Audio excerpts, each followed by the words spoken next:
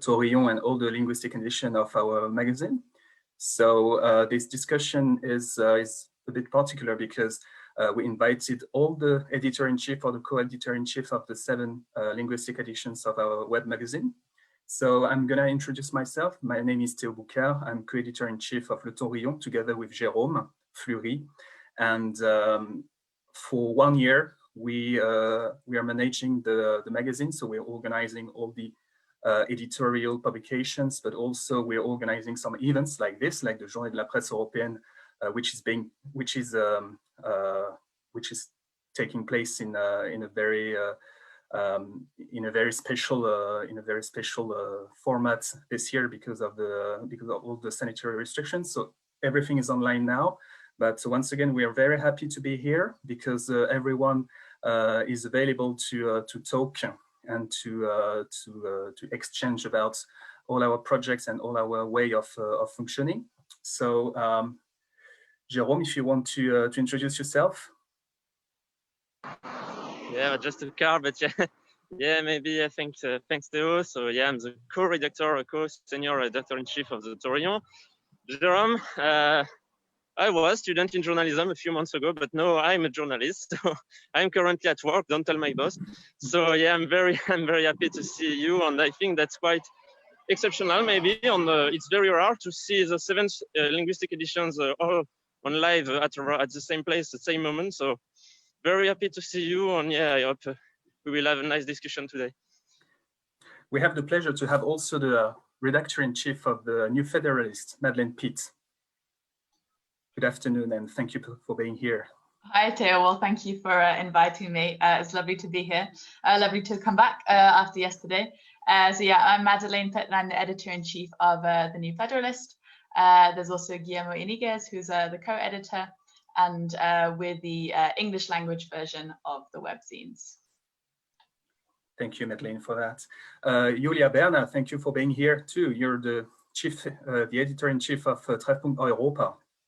Yes, exactly. Thank you so much as well. It is very good to see you all. And yeah, I'm the editor-in-chief, and I have 2 fellow editors-in-chief as well. And yeah, I'm very looking forward to discussing with you guys. Thank you, Julia. Jorge Moral Vidal, good afternoon. Thank you for being here. So you're representing the Spanish edition El Europeísta. Yes, I am. Well, I've been the editor-in-chief of El Europeísta for about 6 months now, something like that. And I work alongside my colleagues. We're about a group of 5 people that's coordinated the new team that we just started less than half a year ago. And well, yes, I'm very happy to be here and to take part in this roundtable. Thank you, Jorge. Davide Emanuele Iannacci, thank you for being here once again.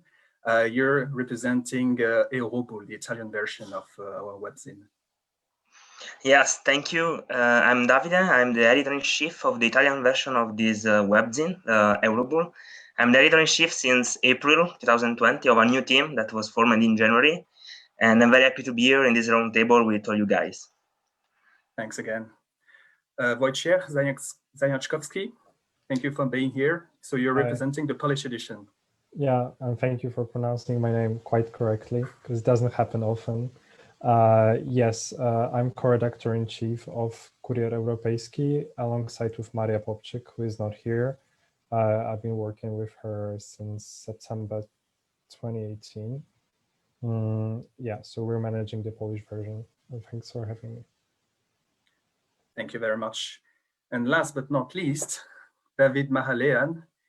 Thanks a lot for being here, because you're like a special guest, because the Romanian language edition has just been published on our edition. So you're also gonna to talk about your motivation and all the projects that you want to set up. So David, thanks again for being here. Yes, thank you for letting us join your family, to say like that. We are technically 2 people being editor-in-chief. I was the only one able to be here this evening, sadly. But I'm pretty sure you're gonna meet the other one very soon, and you're gonna love him. If you're gonna love me, you're gonna love him as well. And you have no reason to don't love me. thanks a lot, everyone, for being here. So prior to beginning, let's introduce a bit for the whole venue, the Taurillon and the New Federalist Network. So our magazine, our webzine, has been created 15 years ago, actually, in the aftermath of the referendum results in France about the European Constitution. As you might know, the results was negative for the European integration, because a majority of voters rejected the written constitution as it was written, actually. So Le Taurillon and afterwards all the language edition have been created at the time to thwart Euroscepticism online, because the internet was at the time taking more and more importance in the creation and in the development of the public space. So for 15 years, we've been trying to develop and to create a European debate online and a transnational European debate. That's why we are all here now. So my question to all of you is the following one. How do you consider your role as the editor-in-chief of a European magazine, and especially in your respective country? Because as you might know, a lot of European country doesn't pay a lot of attention of the European of a European debate. So the European news are not very available, not very widespread in the national public spheres. So what is your role, and how important do you consider your role? Jérôme, if you want to talk about Le Taurillon first. Yeah, I can try at least. But yeah, I think it's important. I think we should all coordinate on that. It's important to speak about Europe, and it's nowadays not many media are talking about European Union and things like that. But thanks.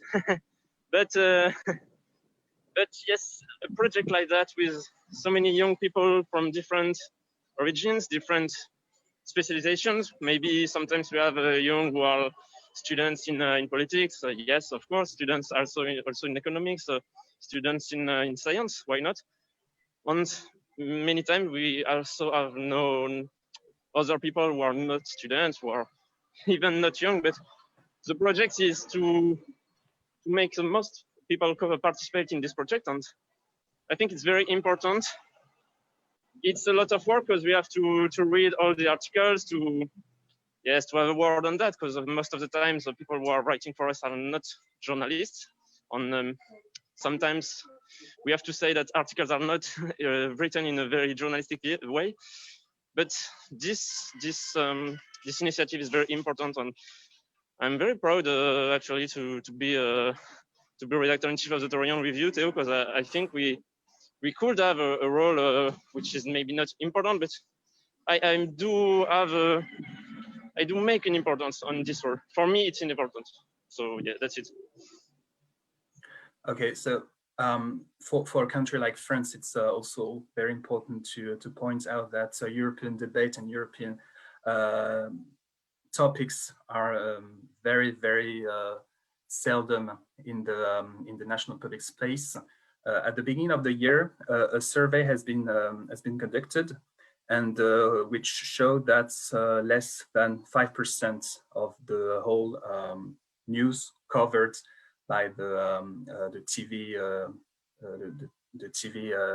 journals were dedicated to European topics, and especially to what the European institutions are doing for regulations or directive, etc.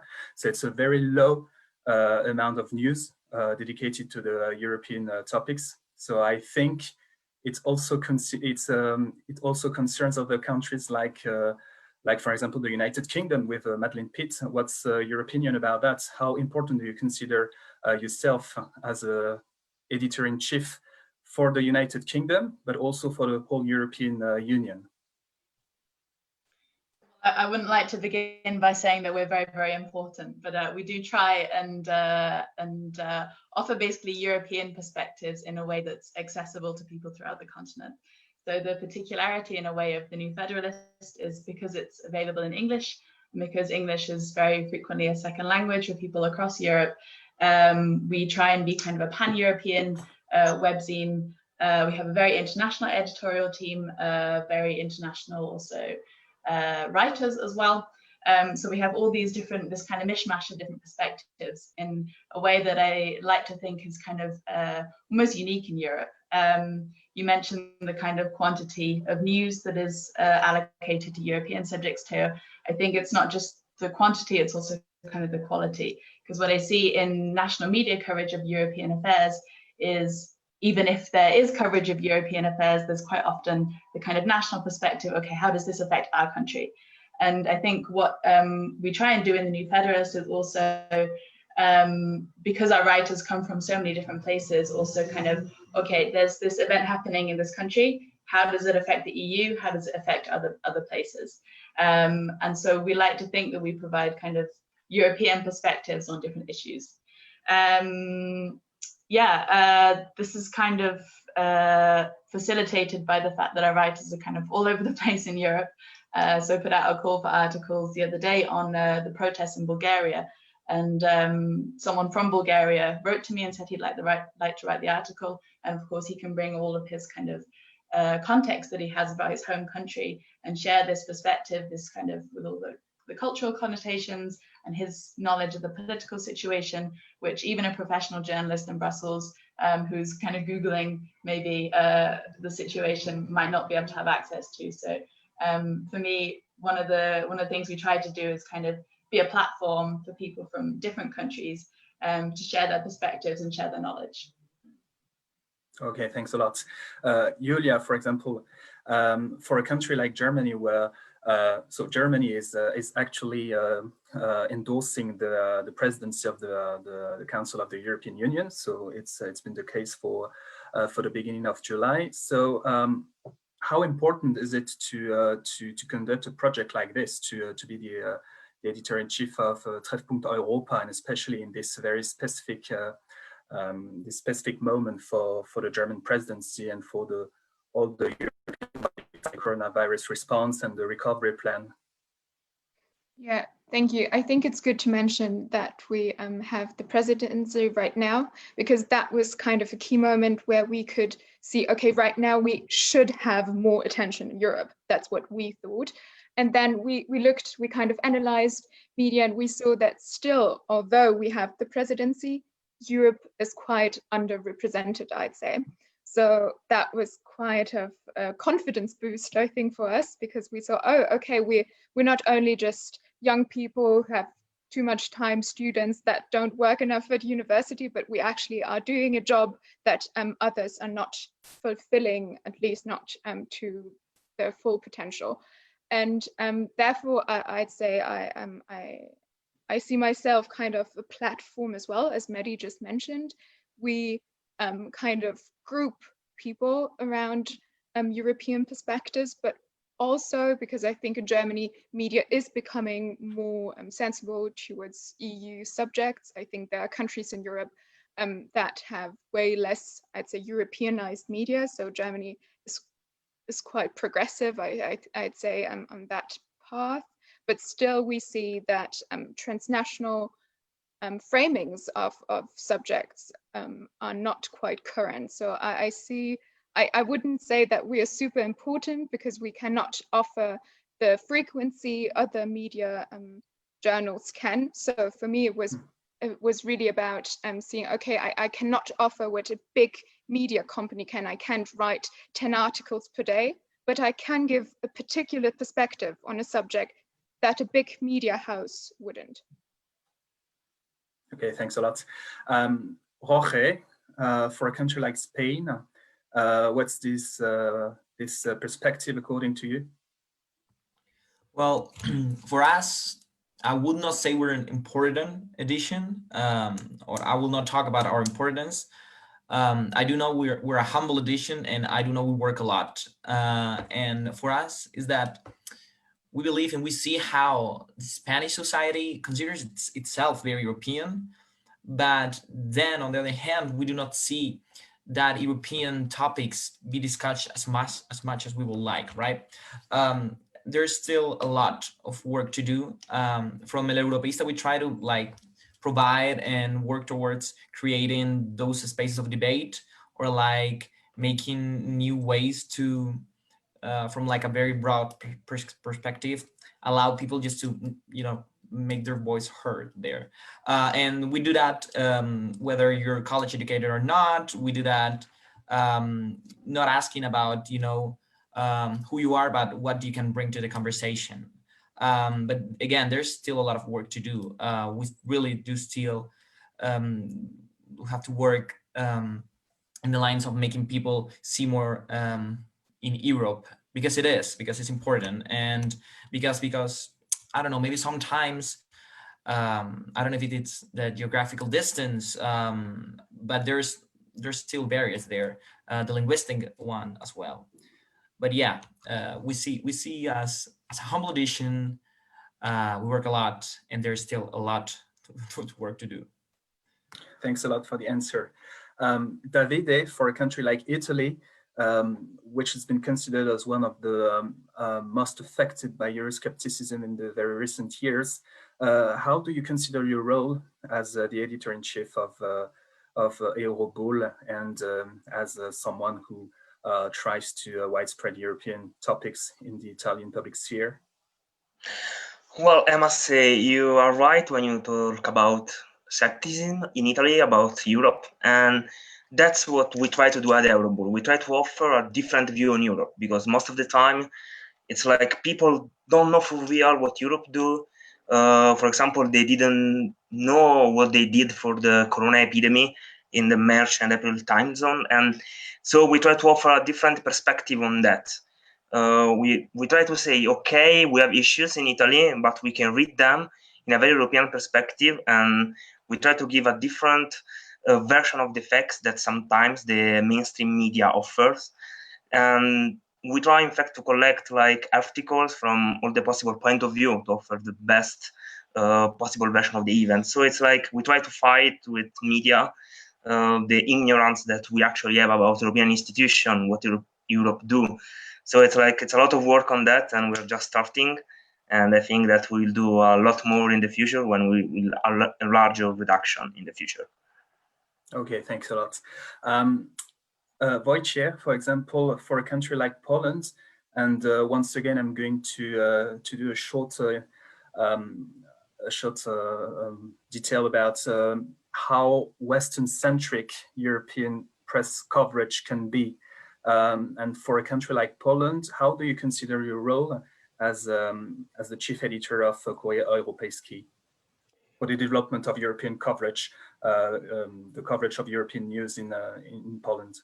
Yeah, so first of all, we're much smaller than our sister editions from Western Europe, and we're also much younger. I would say that our role is mainly, what we do is we're trying to add the European perspective to the national issues that are being discussed, because there are so many things that are happening in Poland right now all the time, and the actions of our government, which go very often against the European values. We're just trying to make the voice of the European officials, be it from the European Union or the Council of Europe, when they're, and to see that the European institutions are trying to support the democratic society in Poland. So unlike in Western Europe, we're not trying to promote any sense of federalism or like strengthening the European integration, because right now what we must do because of the situation in the politics is that we just simply must try to maintain our European, like our adherence to the European institutions. Like the Polish society like declares itself as being very pro-European Union, but at the same time, the European Union in the Polish debate is portrayed as something external. So there is no feeling that we adhere to it, but it's more like the EU is giving us something, mostly money, but is also trying to impose some image. And because of the coverage that the EU has in the public media that is controlled by the government, we are in a very bad situation. So to sum it up, we're trying to make the European voice heard, like be heard in a public debate in Poland. Okay, thank you very much. And David, you've just created the Romania Européenne edition, so it's the edition in the Romanian language. So once again, thank you very much for creating this, and well done. That's been very, very good work from you.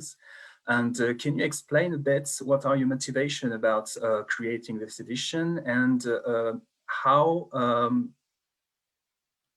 important it is in a country like Romania to talk about EU topics, European topics, and especially for a volunteer edition team like yours? Yes, first of all, I'm wondering how small should be our organization, considering that Poland considers its organizations a small one. On the other side, I wouldn't say, and maybe you don't expect something like that, but in Romanian press, EU is very covered. The issue is not the quantity, the issue is quality, because everything happening in Western Europe or in whole Europe or in European Union is depicted, but sometimes favorizing someone, or maybe just parts of the whole story. For example, right now, there is an extended curfew in Brussels, and Romanian press is saying that is a complete lockdown. And yes, that should be one of our objectives, to raise the standards of the Romanian information, and to make each press agency to try to raise the standards as well, to create better content, not necessarily more content, but better, of higher quality and more close to the journalistic ethic. Okay, thanks a lot, David.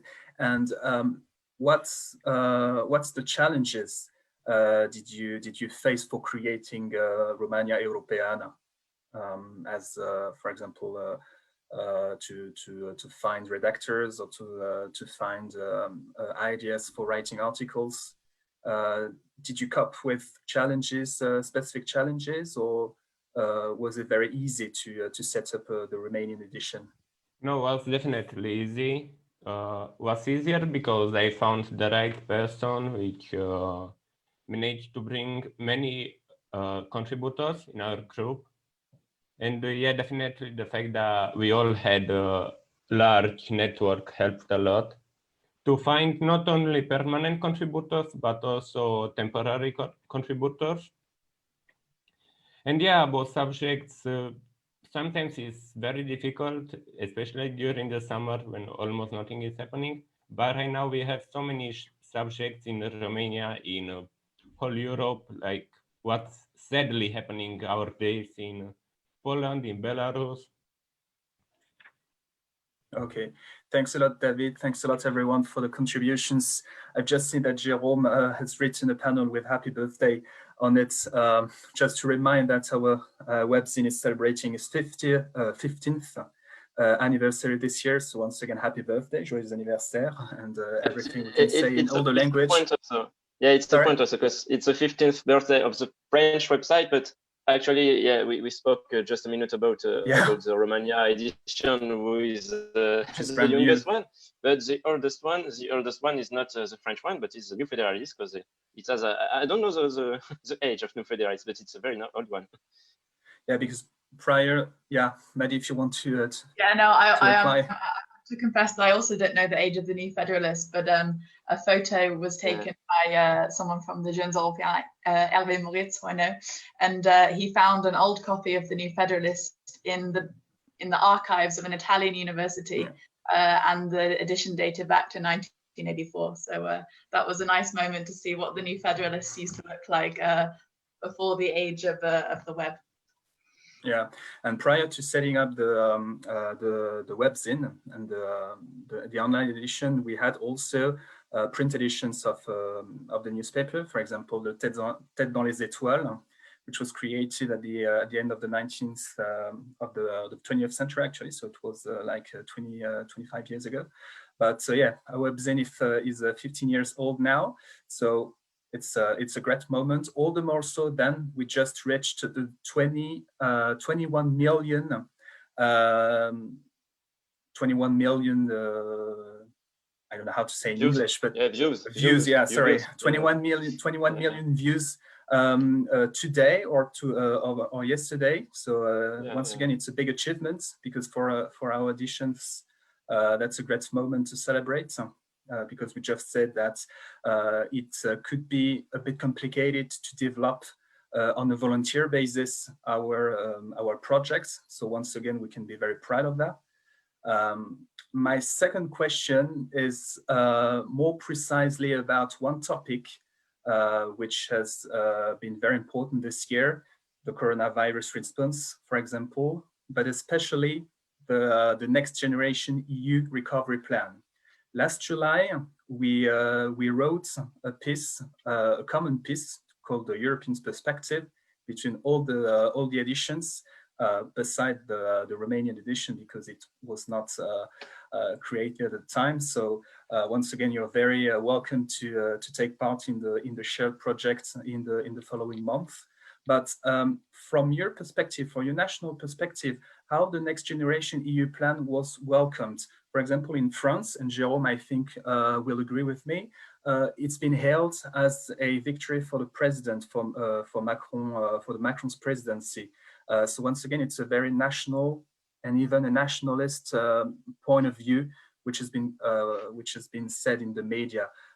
Madeleine, for example, in a country like the United Kingdom, where Brexit is in all the heads, in all the spirits, how was the Next Generation EU plan covered in the media? I'm afraid to say the Next Generation EU plan was largely not covered in the UK media. I mean, the UK is not really concerned at this point. It will not contribute to funding the plan, and will of course not receive any payments from it. So I think there was very limited coverage, and I think it also doesn't really fit the overall narrative of European issues in the media. Coverage of European issues in the UK media has for a long time been extremely poor, focused on negative issues, and also I would argue extends in many cases to disinformation, basically taking extreme cases or examples and taking them out of context with regard to the EU. I think if you went onto the streets in the UK tomorrow and asked them what people think of when they think of the EU, I think they'd come back to the banana story, in which the media widely covered the story where they claimed the EU was trying to influence the shape of bananas which were allowed to be sold and things like that. So I think that gives you an idea of the quality of the coverage, and that's also contributes, of course, to my own motivation to contribute to an English-speaking publication which offers, I would like to think, some more factual coverage of European issues, while also, of course, taking a critical perspective. But to answer your question, I didn't see a lot of coverage of Next Generation EU in the British media. Okay, thanks a lot. Julia, for example, once again, for a country like Germany, how was covered? How do the media cover the Next Generation EU plan, and especially this common plan proposed by Merkel and Macron prior to the launch of all the negotiations by the European Commission? How does Germany cover this point, Next Generation EU?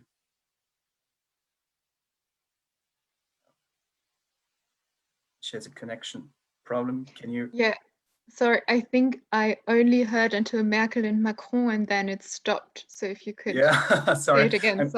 I'm gonna repeat. For a country like Germany, how do the media cover the Next Generation EU plan, especially the common program, the common proposal proposed by Macron and Merkel in May? what was the position of the German media and what was the coverage of this news? Yes, first of all, I'd say for such a big plan, of course, it gets covered. I'd say German media has come to a point where everybody has kind of a European portfolio, at least, so it gets covered. But what I find very interesting is that it is quite bound to, I'd say, political postures, I'd say. So you always have quite more left-wing, I'd say, media that probably are likely to criticize Europe on social standards, for example, or say, okay, the EU is greenwashing loads of things again. And then you have, I'd say, more conservative point of views in the media where they say, okay, Germany is taking too much responsibility. Germany is. Once again, the connection seems to be... oh, sorry, can you hear me? Yes, right now, yes. It's been a bit okay, cut.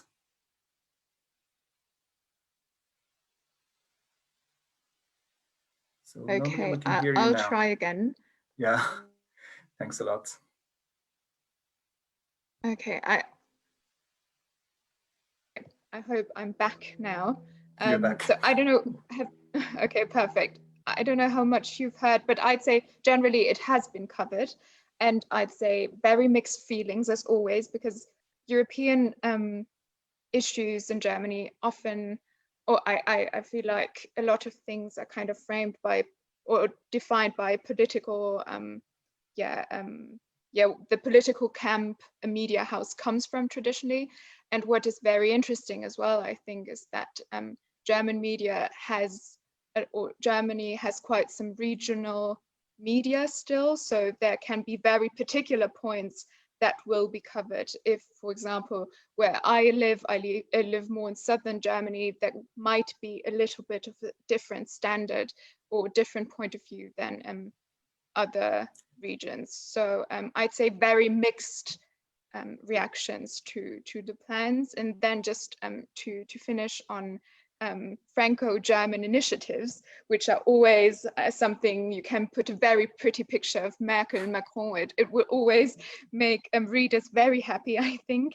But also that point, very mixed feelings on that, how much we need more Franco-German initiatives, if it, or maybe it is something that is excluding other countries. So yeah, a lot of debate about that, but still I'd say, although there is coverage, I always see that very kind of, the same points are discussed over and over again. They're not enough very precise, or I don't feel like people differentiate a lot when it comes to European matters, especially because of the complexity of the subject.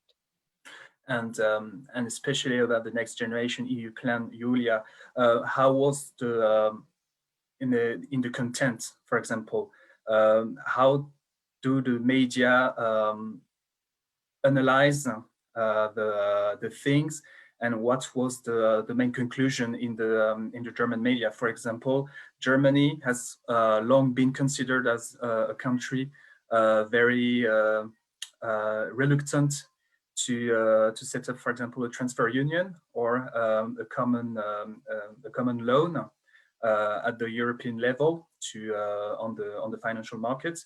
So it's been the case now.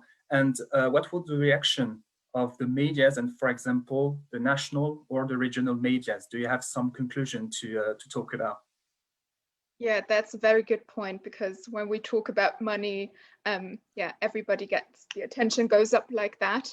And that's a very, very difficult topic, because traditionally there will always be, I always think of very, how do you say that, caricatures, or maybe where you see Europe eating kind of German money. That's probably something you can always have a big headliner and saying, okay, EU is wanting more money from Germans again. And that is kind of the reaction I saw. So it was a lot of explanation work to do by media. So first of all, what is the transfer union? A transfer union won't be something that will just eat up money from German taxpayers.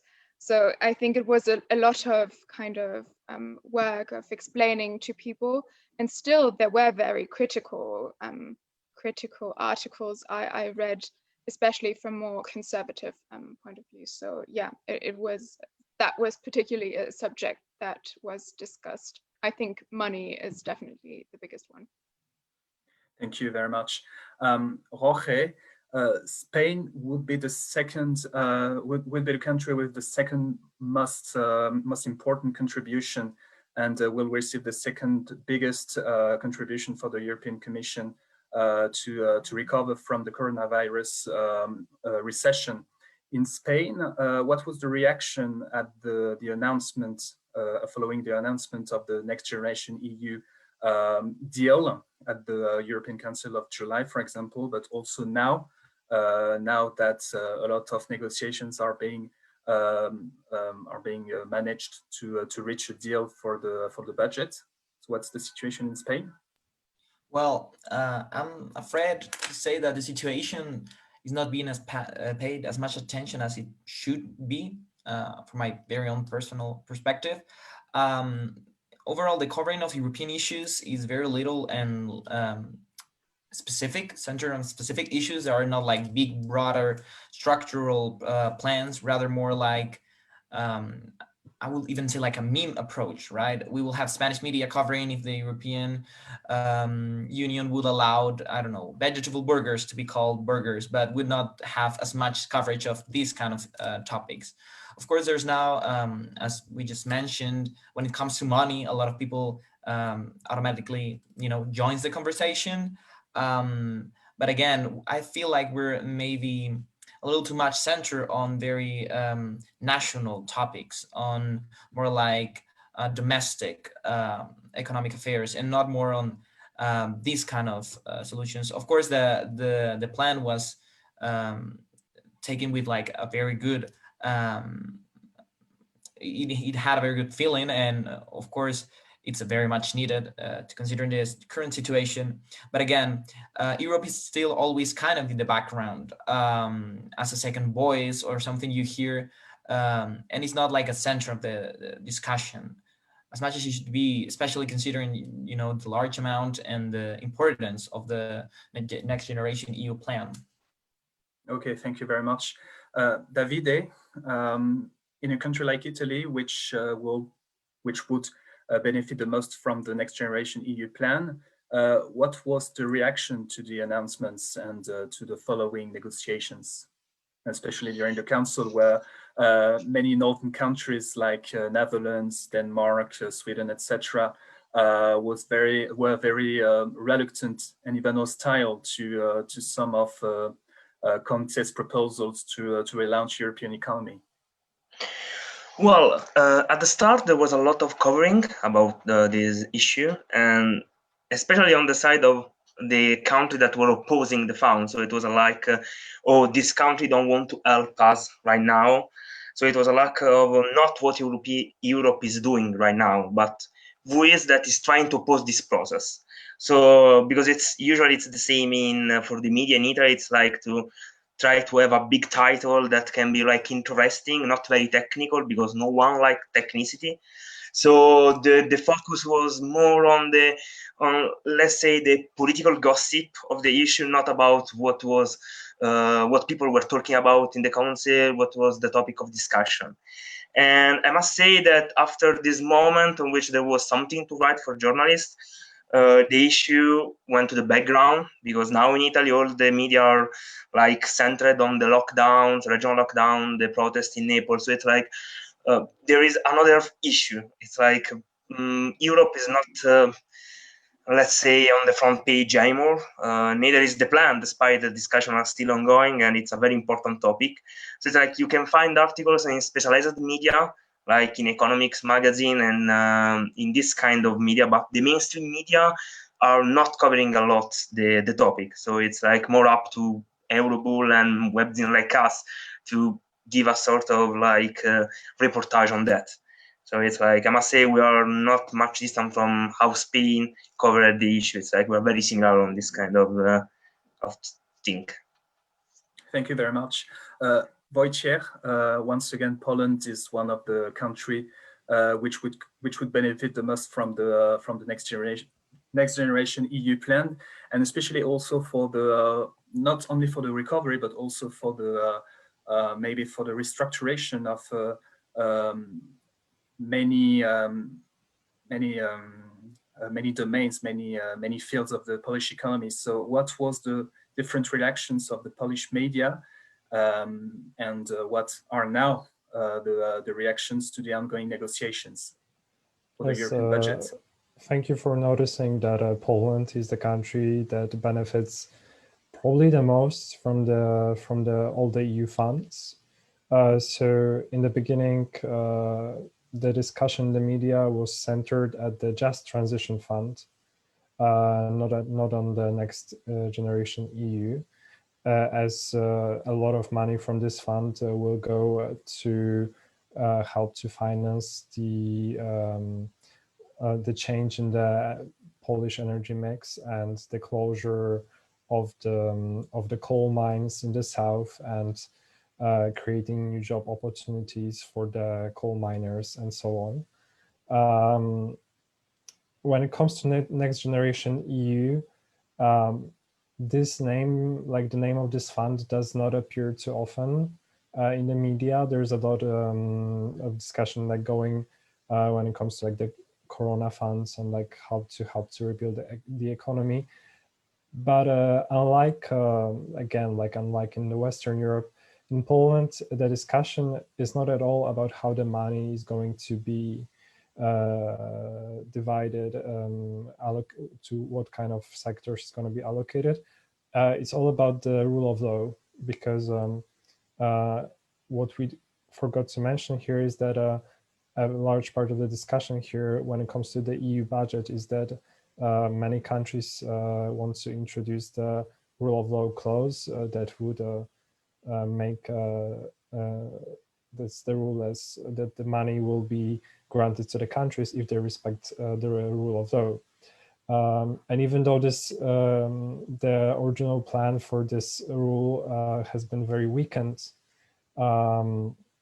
it's still there, and there are still countries that are strongly pushing for introducing this. And that is why the leader of the governing party has even threatened to veto the budget. So as we can see, there is not really thinking about what's good for the economy, how we could like possibly contribute to the recovery of Europe and so on. It's not at all like that. It's all about particular interests of the governing party, and it's ruining the reputation of Poland on the international scene, as we are the one who, like the only country, well, maybe like together with Hungary, so the two countries that are not willing to cooperate and even risk losing the money, but they wish to continue to introduce their so-called reforms of the judiciary system. So the discussion is a lot about the veto and not about the money. Okay, thank you very much, Wojciech. And David, in a country like Romania, what was once again the reactions of the media for the announcements of the different things about the Next Generation EU plan? Well, Romania will be benefiting a lot from the Next Generation EU plan, right? Yes, exactly as Wojciech said. They didn't really use the official name, they just said the EU funds. And yeah, they definitely cover it. But as I said before, in a very bad way, so bad that they start a whole new conspiracy theory saying that the government is creating artificially more COVID victims to get more money from the European institutions. So I'm very glad you asked this question, because I just found the best example of how bad the media in Romania works and is covering any subject. Okay, thanks very much, David, for this answer, and thanks a lot to everyone for the contributions. So in a very few words now, because it's 15 minutes left from the end of the discussion. What's the perspective, according to you, in your respective countries about the covering of the European news? So, for example, Jérôme, do you see an improvement? Do you see a deterioration, and do you see a statu quo is the covering of the European news in the next few years? I'm happy we are in this event because we are in the middle of 2 days. We just discussed European Union with journalists of France, but also of Belgium. And there are journalists who are talking about Europe. There are people who are making medias news about European Union, about Europe, as David from Romania, not Davide, has said. There are things, but I'm not sure it's improving. I cannot say that. And the thing is that speaking about the European Union when there is a crisis like Brexit or the refugees crisis, or when there is economic problems only, I'm not sure that's a good way to speak about Europe. Europe is not only that. Europe is all days. We have to speak about the cultural things that are taking place in Europe and in the different countries. And what is important in our project with the Taurillon and the different linguistic editions is that we can, I don't know how to say, but to have a better view of what happened in Europe, because of course we're French, Théo and I, we have French redactors, French writers, and yes, when we speak about Europe, it's with our French glasses, if I can say.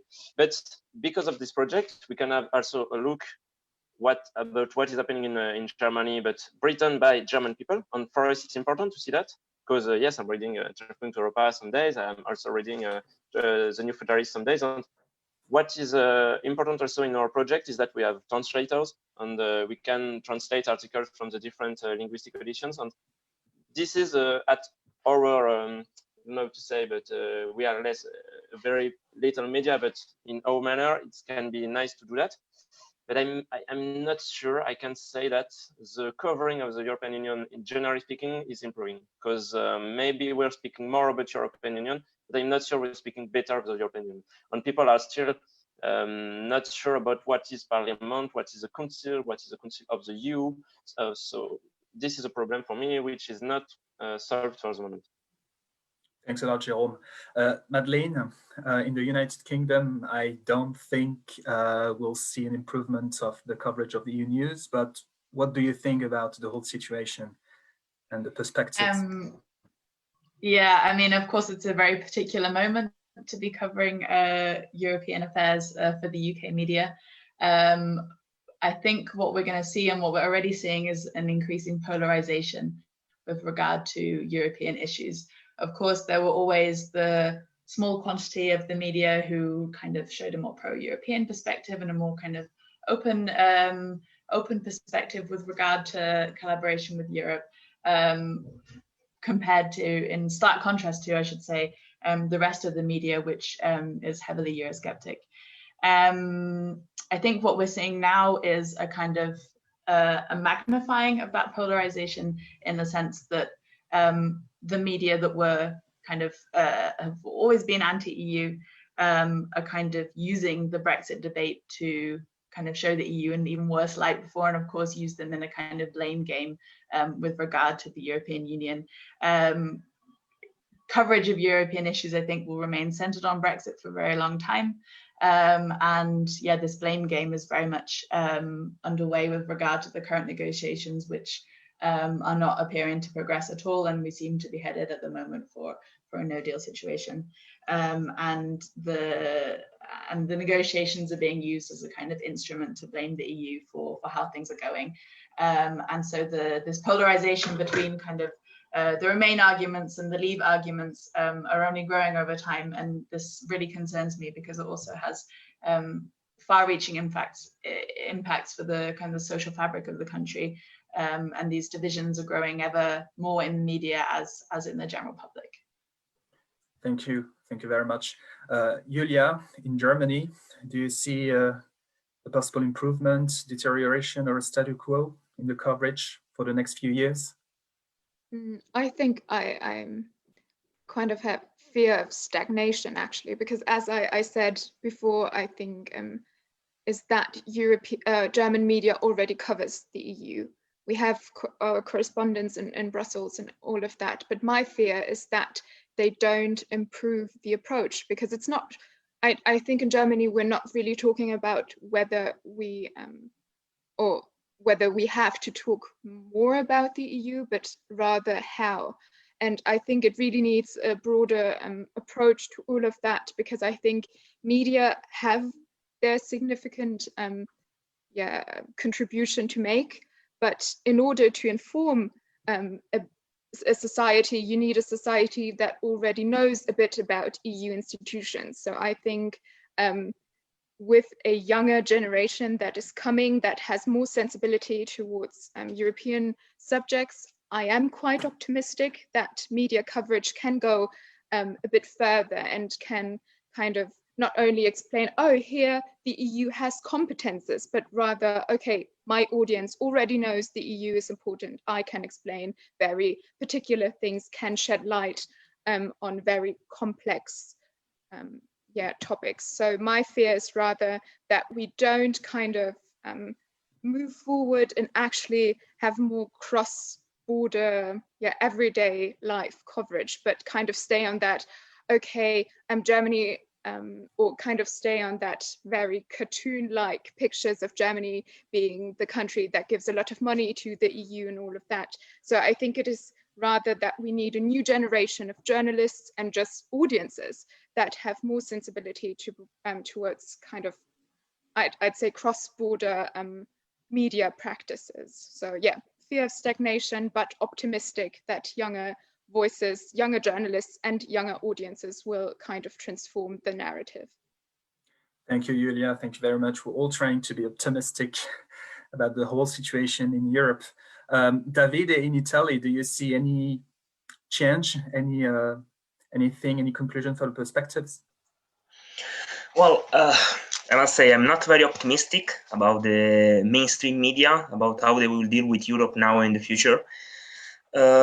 But I think there is like a chance, thanks also to social media, that a new generation of journalists is arriving right now. There's a lot of like it's smaller editorial teams that like rely on crowdfunding and are independent, and they do a great job trying to cover also issue in Italy and in Europe that can be relevant, trying to explain them at the best.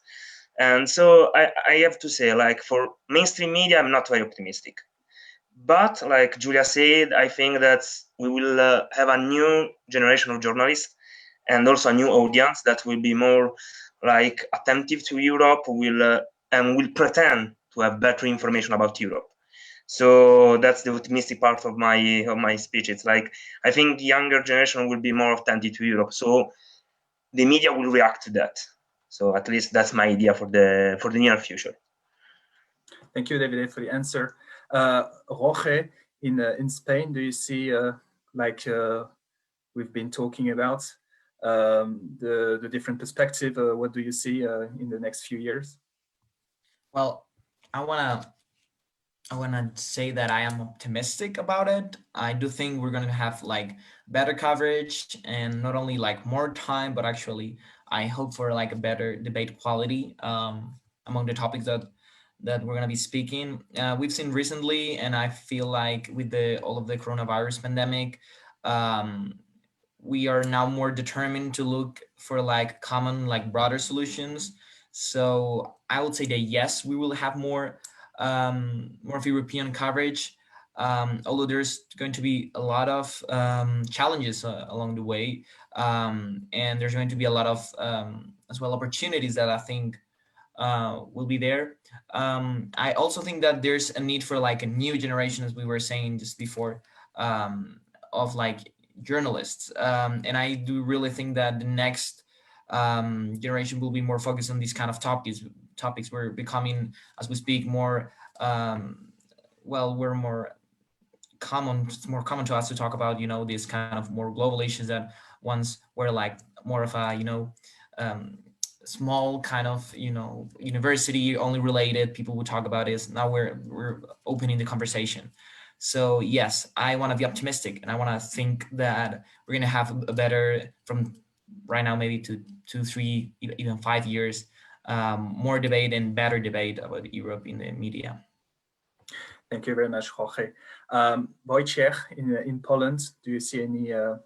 Do you see a specific perspective for the coverage in the next few years? Unfortunately, yes, and I'm very sorry to say, but it's going to only get worse as the government is planning to limit the freedom of the private-owned media, judging it mainly for being too pro-German, even for the media that are not German, that don't have any German capital, like when it comes to stakeholders. Therefore, I think that the image of the EU in the media, if the government actually succeeds in his plans, is going to get to deteriorate. And the situation may be more or less like it is right now in Hungary, where only where the media only report, like give the view of the government, and the only free press that you can find is online. So for now, the media is either pro-governmental, like there is public media, plus some private. There's public media plus private-owned media that receive money from the government, which is placing the public administration ads in its newspapers, which pays a lot of money. And there is the media of the opposition. But like I said, this opposition may be limited in the future. Thank you very much, Wojciech. And David, in Romania, any perspective that can be seen? I would love to be optimistic, to say like that, but it's very difficult. It's definitely a long way to go. Of course, there are some sprouts of good quality media, to call it like that. But overall, as I can see, even the next generation is kind of biased and is trying to find some protection from the big media trust. So yeah, it's will be very, very difficult to change the whole media situation in Romania, and as far as I can see, in the whole Europe. It's pretty obvious none of us is fully satisfied with the media in his country. And I don't say you have to be fully satisfied, because that's a bad sign. A few days ago, I had a conversation with one of my colleagues from Germany, and he was telling me Merkel is kind of doing a good job, but he's always criticized. And I think that's the best way to develop more and to develop better, to always be critic and to never be satisfied with what you get, with what you have. Otherwise, you're going to be floored, and that's all. Thanks, David. Thanks, everyone, for the contribution. Well, this discussion is coming to an end, so I would like to thank all the people who are here tonight. It's been a great pleasure to meet you, virtually meet you. So we're very looking forward to meeting you in person. So thanks again for all the people who watch us. As we said at the beginning, when we are a volunteer based webzine, so every contribution is very much welcomed, be it in French or in every other European language. So feel free to contact us if you want to write, if you want to translate articles. It's also very, very important to have different opinions and different perspective on the same topic. So that's the DNA of a webzine. So yeah, don't hesitate. Thank you very much. Merci, Dankeschön, muchas gracias, grazie, dziękuję, mulțumesc for all the people who are here. I'm trying to be as much European as I can. So it's all the thing that I can say in as many European language as possible. Thank you very much for once again for talking about EU coverage, EU topic coverage in your respective country. So the next conference and the last one will begin in an hour, and it will have a topic, and it will be about the EU coverage, the coverage of the EU news, sorry, in a time of COVID and a geopolitical crisis, with 2 TV journalists from France, and will be moderated by Marie Caillou, the president of the Jeunes Européens France. And it will be the last conference of the Journées de la Presse Européenne, 3rd edition 2020, completely online. So thanks again for being here, and I wish you a very, very pleasant evening. And thanks, Théo. You were brilliant. Thank you. Thank you, everybody. Thank you very much.